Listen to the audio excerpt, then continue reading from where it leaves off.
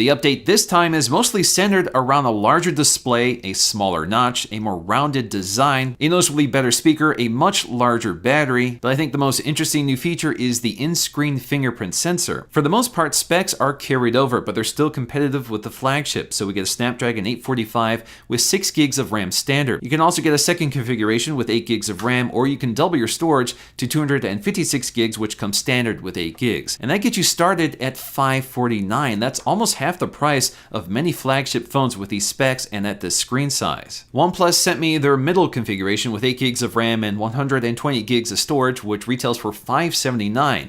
Now the version I have here is the Midnight Black, which has kind of a matte finish on the back, but you can also get a mirror black, which is the finish I have on my OnePlus 6. You'll see a bit later. Now, like all OnePlus devices, it comes pre-installed with a screen protector. In fact, they recommend the screen protector for the best performance of its in-screen fingerprint sensor, and you'll see that label on the front glass. Inside the accessory box, we'll find our paperwork inside of the included case. So that case is a TPU style case, which is kind of tinted. In terms of the paperwork, of course, we have a SIM ejection tool. We also have one of the most interesting quick start guides I've ever seen. So it sort of doubles as a OnePlus poster, and if you flip it around on the other side, you'll see a quick start guide in multiple languages. And as always, OnePlus likes to throw in some stickers, and in this case, it sort of highlights the OnePlus community and some of their taglines, such as Flagship Killer. There's even a few stickers dedicated to the alert slider. Further emphasizing the community of OnePlus, there's actually an invitation letter just underneath the paperwork. Now this opens up and reveals a handwritten letter from the CEO of OnePlus. So if you want to read it, just pause the screen. In terms of the accessories in the bottom of the box, we take it for granted that OnePlus has one of the fastest charging solutions out there. So we have a fairly large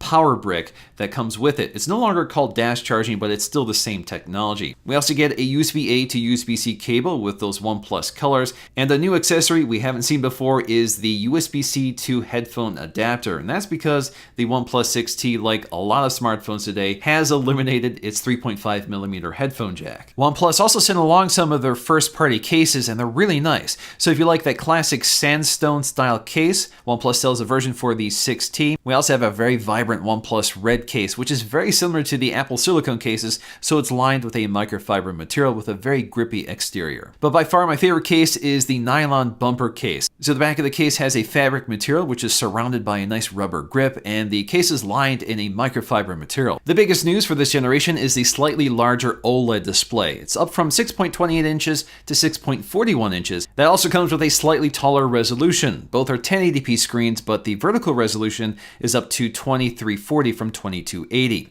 So this retains the sharp 402 pixel density. The quality of the display here looks exactly like the 6, which is to say it gets extremely bright with vibrant eye-popping color. It really is a stunning display to use, and it's one of my favorites. But if the display is too eye-searingly bright, OnePlus has loaded the phone with a bunch of color profiles you can switch between. So that includes sRGB, DCI-P3, or you can use the adaptive mode. The phone is slightly taller to accommodate the larger display, but they've been able to shave the bezels down even further with this generation. So although we still have a chin, it's so small that it's barely noticeable. It's certainly much better than the big chins on some of the flagships today. The corners have also been rounded off even further, which makes this larger phone easier to use, but also makes the phone look nicer and further softens the chin. But the most talked about design improvement with this display is the new smaller teardrop-shaped notch.